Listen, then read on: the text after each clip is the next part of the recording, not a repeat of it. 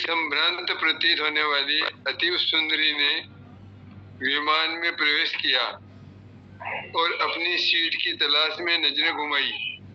उसने देखा कि उसकी सीट एक ऐसे व्यक्ति के बगल में है जिसके दोनों ही हाथ नहीं है। महिला को उस अपाहिज व्यक्ति के पास बैठने में झिझक हुई। उस सुंदर महिला ने एयर होस्टेस से कहा कि वह उसके लिए नियत सीट पर सुविधापूर्वक यात्रा नहीं कर सकेगी, क्योंकि साथ की सीट पर एक दोनों हाथ विहीन व्यक्ति बैठा हुआ है। उस सुंदरी ने एयर होस्टेस से सीट बदलने तो आग्रह किया। असहज हुई एयर होस्टेस ने पूछा कि मैम, क्या मुझे कारण बता सकती हो? सुंदर महिला ने जवाब दिया कि मैं ऐसे लोगों को पसंद नहीं करती। मैं ऐसे व्यक्ति के पास बैठ करके यात्रा नहीं कर पाऊंगी जिसके हाथ ही नहीं है। देखने में संभ्रांत और विनम्र प्रतीत होने वाली महिला के उद्गार सुनकर एयर होस्टेस अचंभित हो गई। सुंदर महिला ने एक बार फिर एयर होस्टेस से जोर देकर कहा कि मैं उस सीट पर नहीं बैठ सकती और मुझे कोई दूसरी सीट दे दी जाए। एयर होस्टेस ने खाली सीट की तलाश में चारों ओर नजर घुमाई, पर कोई भी सीट खाली नहीं मिली। एयर होस्टेस ने महिला से कहा कि मैडम, इस इकोनॉमी क्लास में कोई सीट खाली नहीं है, किंतु यात्रियों की सुविधा का ध्यान रखना हमारा दायित्व है। अतः मैं वायुयान के कप्तान से बात करती हूँ, कृपया तब तक थोड़ा धैर्य रखो। ऐसा कहकर के एयर होस्टेस कप्तान से बात करने चली गई। कुछ समय बाद उसने लौटकर महिला को बताया, महोदय, आपको जो असुविधा हुई है उसके लिए बहुत खेद है। इस पूरे विमान में केवल एक सीट खाली है और वह प्रथम श्रेणी में है। मैंने अपनी टीम से बात करी और हमने एक असाधारण निर्णय लिया है। एक यात्री को इकोनॉमी क्लास से प्रथम श्रेणी में भेजने का कार्य हमारी कंपनी के इतिहास में पहली बार हो रहा है। सुंदर महिला अत्यंत खुश हो गई, किंतु इससे पहले कि वह अपनी प्रतिक्रिया व्यक्त करती और एक शब्द भी बोल पाती, एयर होस्टेस उस हाथ विहीन व्यक्ति की ओर बढ़ गई और विनम्रता पूर्वक उससे पूछा कि सर, क्या आप प्रथम श्रेणी में जा सकेंगे? क्योंकि हम नहीं चाहते कि आप एक अशिष्ट यात्री के साथ यात्रा करने का दुख भुगतें। यह सुनकर के प्रत्येक यात्री ने ताली बजाई और इस निर्णय का स्वागत किया। वह अति सुंदरी महिला तो अब शर्म से नजरें ही उठा नहीं पा रही थी। तब उस अपाहिज व्यक्ति ने खड़े होकर कहा, मैं एक भूतपूर्व सैनिक हूँ और मैंने एक ऑपरेशन के दौरान कश्मीर सीमा पर हुए बम विस्फोट में अपने दोनों हाथ खोए थे। सबसे पहले जब मैंने इन देवी जी की चर्चा सुनी, तब मैं सोच रहा था कि मैंने कैसे लोगों की सुरक्षा के लिए अपनी जान जोखिम में डाली है और अपने हाथ खोए हैं। लेकिन जब आप सभी की प्रतिक्रिया देखी, तो अब अपने आप पर गर्व महसूस हो रहा है और मैंने अपने देश और देशवासियों की खातिर अपने दोनों हाथ खोए। और इतना कहकर वह प्रथम श्रेणी में चला गया। सुंदर महिला पूरी तरह से शर्मिंदा होकर सर झुकाए अपनी सीट पर गिर गई। उस अति सौंदर्य का कोई भी मूल्य नहीं है अगर विचारों में उदारता न हो। सही बात है, सही बात। सुंदरता तो अंदरूनी सुंदरता ही महत्वपूर्ण है। बहुत अच्छा। अभी किसी का कोई साधन संबंधी प्रश्न हो तो प्रश्न करें।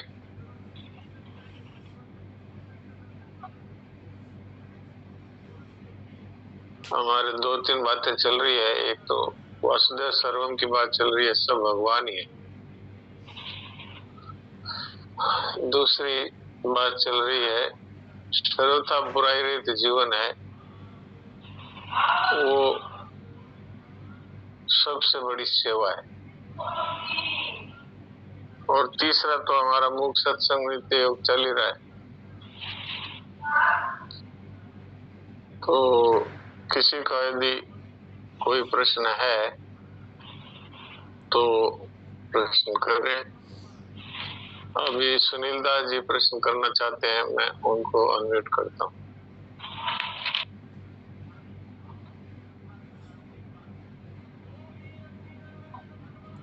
हाँ, सुनील दास जी बोलिए। महाराज जी राम राम। राम राम। महाराज, ये जो तत्व की अनुभूति होती है वही तो मन बुद्धि में ही होगी। नहीं नहीं, तत्व की अनुभूति है वो स्वयं को होती है।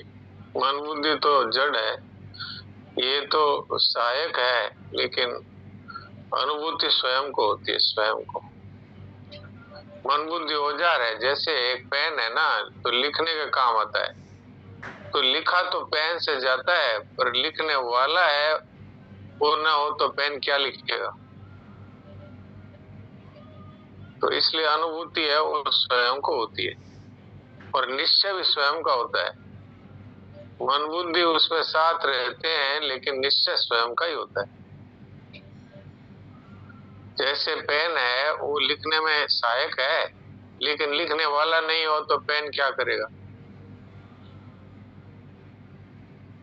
ऐसे ही तत्व की अनुभूति है वो मन बुद्धि को नहीं होती, मन बुद्धि तो औजार है, तो तत्व की उपलब्धि स्वयं को होती है।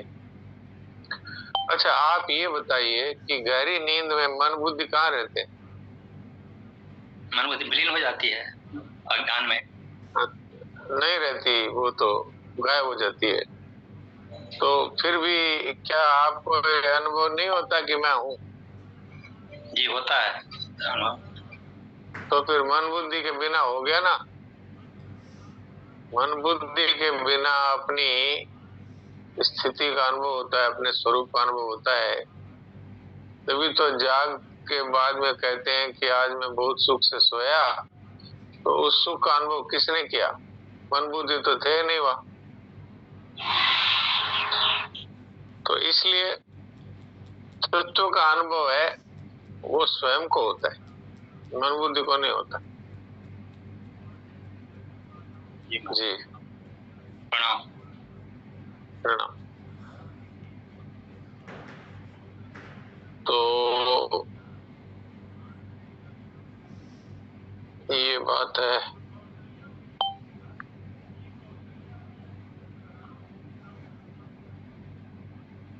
वासुदेव सर्वम में ये भाई जी का एक प्रसंग है, जिसमें भाई जी कहते हैं मेरी अमूल्य संपत्ति। तो उसमें 3 बातें बताइए। एक तो सब भगवान ही है, इस तरह सबको भगवत स्वरूप देखना। दूसरा है भगवान नाम का अनन्य आश्रय, और तीसरा है भगवत कृपा पर अटूट विश्वास। ये भाई जी की अतुल संपत्ति है। भाई जी श्री हनुमान प्रसाद जी पोद्दार, जो कल्याण के आदि संपादक रहे।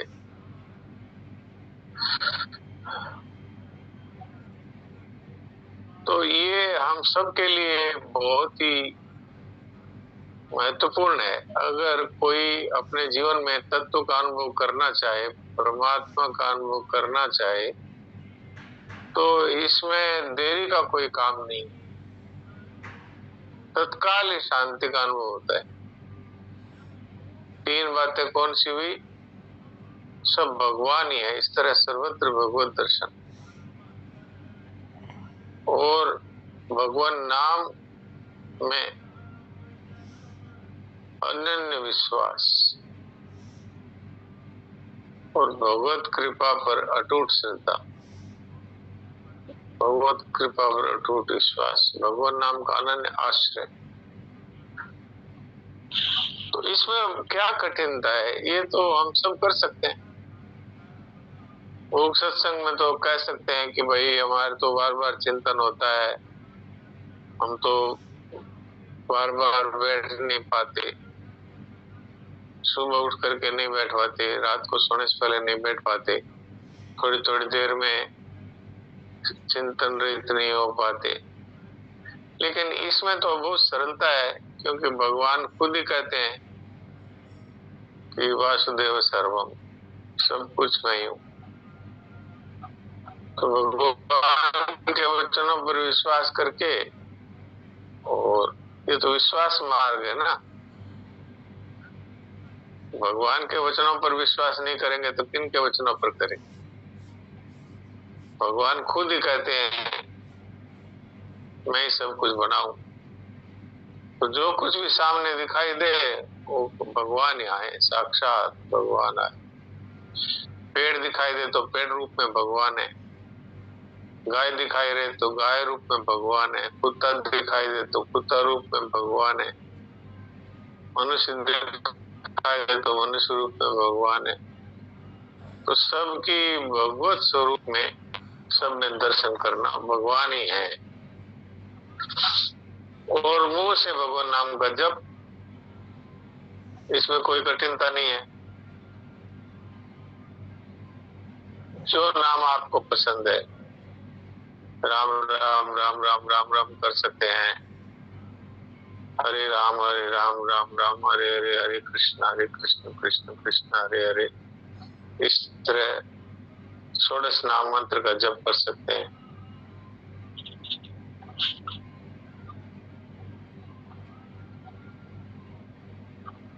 जो नाम आपको प्यारा है, हर समय भगवान नाम का अनन्य आश्रय, और कोई आश्रय नहीं, बस एक ठाकुर जी का नाम का आश्रय। और भगवत कृपा पर अटूट विश्वास कि मेरा उद्धार भगवत कृपा से अवश्य ही होगा, और सब समय मुझ पर कृपा बरस रही है। इसमें कहाँ कठिनता है बताइए? किसी को कोई कठिनता हो तो प्रश्न कर सकते हैं। बहुत ही सरल साधन है, और भाई जी इसको अपनी अतुल संपत्ति कहते हैं। तो ये मुझे बहुत प्रिय लगा, इसलिए मैंने आपकी सेवा में ये निवेदन कर दिया।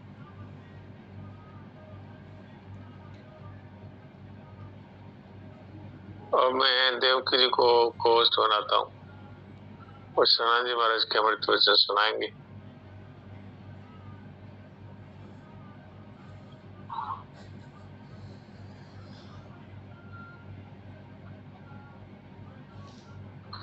हाँ देवकी जी सुना दीजिए कुछ। नारायण नारायण नारायण नारायण नारायण नारायण। बात हो रही थी कि करने से जो कुछ मिलता है वह सदैव नहीं रहता।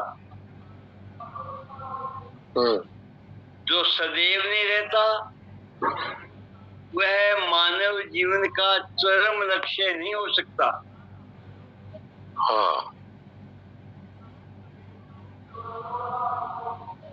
जिन उपादानों से कर्म अनुष्ठान सिद्ध होता है वे सदैव नहीं रहते। अर्थात कीर्ति का फल और उसके साधन नित्य नहीं है और न व्यक्तिगत है।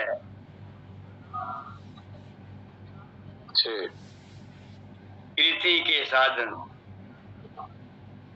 नित्य नहीं। जो कुछ भी करते हैं, हाँ जो कुछ भी करते हैं उसके जो साधन है वो नित्य भी नहीं है, अपने भी नहीं है।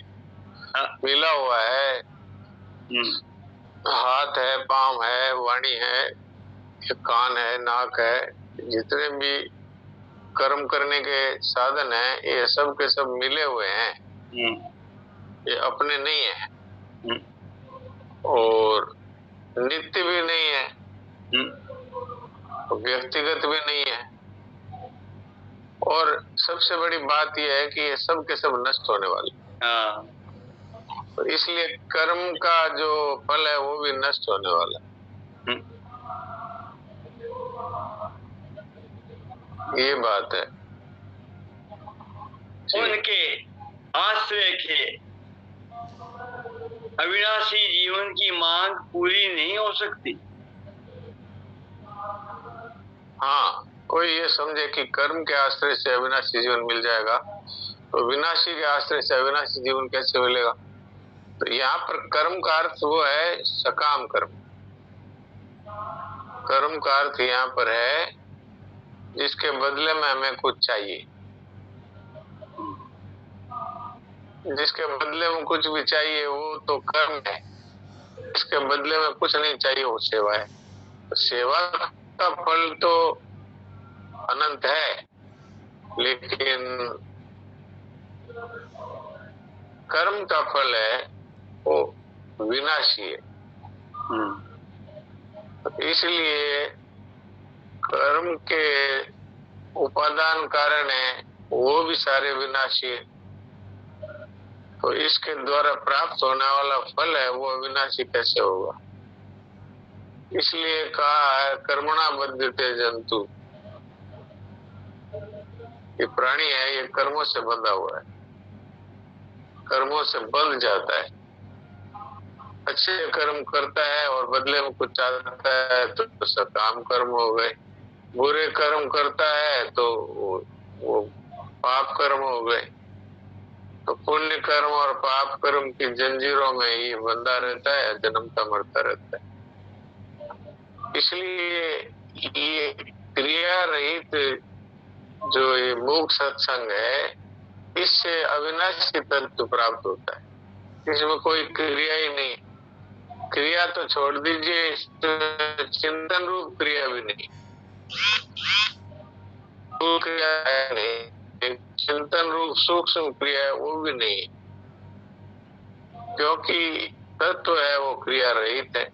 इसलिए जो तत्व की प्राप्ति है वो कर्म से नहीं हो सकती, क्रिया से नहीं हो सकती।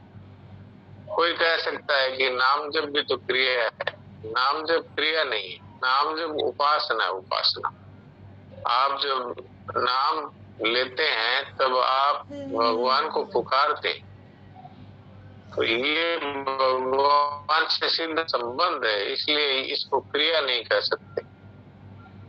लेकिन सांसारिक जितने भी कार्य हैं जिनके मूल में स्वार्थ रहता है, जिनके मूल में फल की इच्छा रहती है, वो सब कर्म है। कर्म तो अगर बुरे कर्म है तो पाप होगा, अच्छे कर्म है तो पुण्य होगा। लेकिन अगर निष्काम कर्म है, कुछ भी न चाह करके केवल सेवा की दृष्टि से किया जाएगा, तो निष्काम कर्म का फल है वो अविनाशी है, क्योंकि सेवा का फल है त्याग और त्याग का फल है प्रेम। जी हाँ, तो जिन वस्तुओं में नित्यता नहीं है, जो व्यक्तिगत नहीं है, जिन वस्तुओं में नित्यता नहीं और जो व्यक्तिगत नहीं है, जिनके आश्रय से अविनाशी जीवन की मांग पूरी नहीं हो सकती, इस कारण अहंकृति रहित होना आवश्यक हो जाता है, जो एकमात्र निर्ममता एवं निष्कामता से ही साध्य है। अब देखिए घूम फिर करके वही एक बात आ गई। हाँ, कि निष्कामता और निर्ममता, अर्थात मेरा कुछ नहीं है मुझे कुछ नहीं चाहिए, ये दो जब आएंगे जीवन में तो अहंकार का नाश हो जाएगा। अहंकृति रहित होने के लिए मेरा कुछ नहीं है मुझे कुछ नहीं चाहिए, ये दो चीजें आवश्यक। अहंकृत रहित होना कह दो और चाहे मोक्ष सत्संग की सिद्धि कह दो। मोक्ष सत्संग की सिद्धि में भी तो इसमें चिंतन करने वाला समाप्त हो जाता है, तो अहंकृति रहित हो जाता है मनुष्य। मोक्ष सत्संग का मूल उद्देश्य तो यही है, अहंकृति रहित होना। जब किसी प्रकार का चिंतन नहीं रहेगा तो हमारी स्थिति हमारे स्वरूप में होगी, आत्मा में होगी, तो अहंकृति रहित हो गए ना। लेकिन इसके लिए दो चाबियां वो ही आ गई, निर्ममता और निष्कामता। मेरा कुछ नहीं है मुझे कुछ नहीं चाहिए, ये दो चाबी जब तक नहीं लगेगी ना तब तक अहंकृति रहित नहीं होंगे, तब तक मोक्ष सत्संग सिद्ध नहीं होगा। तो इसलिए हम लोग जोर लगाते रहते हैं कि जोर लगा करके चिंतन रहित हो जाएंगे, तो नहीं हो पाते। क्योंकि मूल में चाहना जब तक पड़ी है, कामना पड़ी है, तब तक चिंतन रहित नहीं हो सकते। और जब तक ममता पड़ी है, तब तक चिंतन रहित नहीं हो सकते। और जब तक चिंतन रहित नहीं हो सकते, तब तक अहंकृति का नाश नहीं होता। तो इसलिए घूम फिर करके बात वहीं पर आकर टिक जाती है कि संसार में मेरा कुछ नहीं है। क्यों नहीं है? कि सब कुछ छोड़कर जाना पड़ता है। मेरा होता तो मेरे साथ जाता। दूसरा क्यों नहीं है मेरा? कि मेरा इस पर कोई वश नहीं चलता। मैं इसको चाहे जैसा नहीं रख सकता, चाहे जब तक नहीं रख सकता, तो मेरा इस पर कोई वश नहीं चलता। दो बातें हो गई, मेरा इस पे वश नहीं चलता और ये जब चाहे तब बिछड़ जाता है, इसलिए मेरा नहीं। और मुझे कुछ नहीं चाहिए। क्यों नहीं चाहिए? कि चाहने से कुछ मिलता ही नहीं। चाहने से तो दुख मिलता है, दुख, और कुछ मिलता नहीं। आप चाह करके देख लो, अगर आपको जीवन में दुख को बुलाना है तो आप कोई भी चाहना करके देख लो, दुख आ जाएगा। तो जिसको शांत जीवन चाहिए, जिसको विकार रहित जीवन चाहिए, जिसको अहंकृति रहित जीवन चाहिए, उसके लिए मेरा कुछ नहीं है, मुझे कुछ नहीं चाहिए, इन दो बातों को अपनाना ही पड़ेगा। जी हाँ, जब मानवीय अनुभव कर लेता है कि मुझे जो कुछ मिला है वह व्यक्तिगत नहीं है, अपितु किसी की सेवा सामग्री है, तब वह बड़ी सुगमता पूर्वक निष्काम हो जाता है। जिसके होते ही चिर विश्राम पाता है। अब देख लो, ये मिला हुआ जो कुछ भी है, ये सेवा सामग्री है। हाँ। अब इसको अपन बना लेते हैं भोग सामग्री, मेरे लिए है, और मेरे लिए है तो दुख पाते रहो। ये जो मिला हुआ है, ये है सेवा के लिए मिला है। जो कुछ भी अपने पास है उस सेवा के लिए। देखो, हमारा एक परिवार में आना क्यों हुआ है कि इस परिवार के सदस्यों में किसी से कुछ लेना है, किसी को कुछ देना है, इसलिए हम एक जगह इकट्ठे हो गए इतने लोग। तो लेना देना पूरा करना है या फिर लेना देना बढ़ाते ही रहना है? लेना देना पूरा करना है तो उसका उपाय है कि देना है उसका दे दो और लेना छोड़ दो। महाराज जी कहा करते थे, अगर किसी को अपनी दुकान उठानी हो तो जिसका देना है उसको दे दो और जिससे लेना है उसको छोड़ दो, तो दुकान उठ जाएगी। नहीं तो इसी चक्कर में पड़े रहेंगे कि उसका बाकी पड़ा है अभी, तो उसका बाकी पड़ा है अभी, तो इसलिए दुकान नहीं उठेगी। दुकान उठने का मतलब है जन्म मरण से छूट जाना। तो आज हम ऋणानुबंध के लिए आकर इकट्ठे हुए हैं, तो अब नया ऋण तो लेंगे नहीं और पुराना चुका देंगे। मतलब किसी से सेवा लेना है, ये नया ऋण लेना है, और सेवा ही कर देना है। सेवा सामग्री है, ये सबको दे दो, लेना किससे कुछ नहीं, लेने की इच्छा भी नहीं करना, तब ये दुकान उठेगी, नहीं तो उठेगी नहीं। लेना देना चलता ही रहेगा।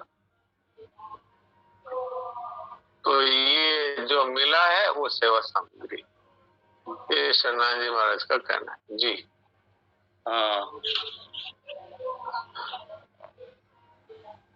मानव ये अनुभव कर लेता है कि मुझे जो कुछ मिला है वह व्यक्तिगत नहीं है, अपितु किसी की सेवा सामग्री है, तब बड़ी सुगमता पूर्वक निष्काम हो जाता है, जिसके होते ही चिर विश्राम पाता है।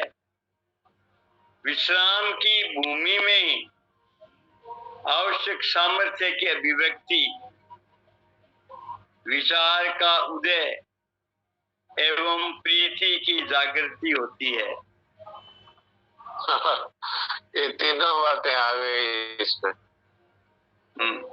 विचार का उदय ज्ञान योग है, कर्तव्य की स्मृति है ये कर्म योग है, और प्रीति की जागृति है ये भक्ति योग है। तो इससे आवश्यक सामर्थ्य पैदा होता है। उस सामर्थ्य से ये तीनों चीजें हो जाती है। तो ये मिला हुआ जो है ये दूसरों के लिए सेवा के लिए है, ये इसका मातम है इतना। अगर ये हमने विचार कर लिया तो मनुष्य निष्काम हो जाएगा, और निष्काम होएगा तो उसको चिर शांति की प्राप्ति होगी, और वो सामर्थ्य की प्राप्ति होगी कि जिसमें से कर्तव्य की स्मृति और निस्वरूप की अनुभूति और प्रीति की जागृति तीनों होंगी। तो निष्कामता का कितना बड़ा फल है जी। विश्राम की भूमि में ये आवश्यक सामर्थ्य की अभिव्यक्ति, विचार का उदय एवं प्रीति की जागृति होती है। सामर्थ्य से कर्तव्य परायणता, विचार के उदय से अविचार की निवृत्ति तथा बोध की प्राप्ति, और प्रीति की जागृति से नित नव रस की अभिव्यक्ति स्वतः होती है, जो वास्तविक जीवन है। यही है वास्तविक जीवन। कर्तव्य परायणता और स्वरूप का बोध और प्रीति की जागृति, ये तीनों ही मनुष्य जीवन के कृतकृत्य होने के लिए आवश्यक है। और ये सब विश्राम से के सामर्थ्य आती है, और विश्राम मिलता है मूक सत्संग से, और मूक सत्संग सिद्ध होता है निष्कामता, अर्थात मुझे कुछ नहीं चाहिए। तो अब देख लो आप, जो मिला हुआ है वो दूसरों के लिए है, और विश्राम अपने लिए। विश्राम की प्राप्ति होती है निष्कामता से, और निष्कामता से विश्राम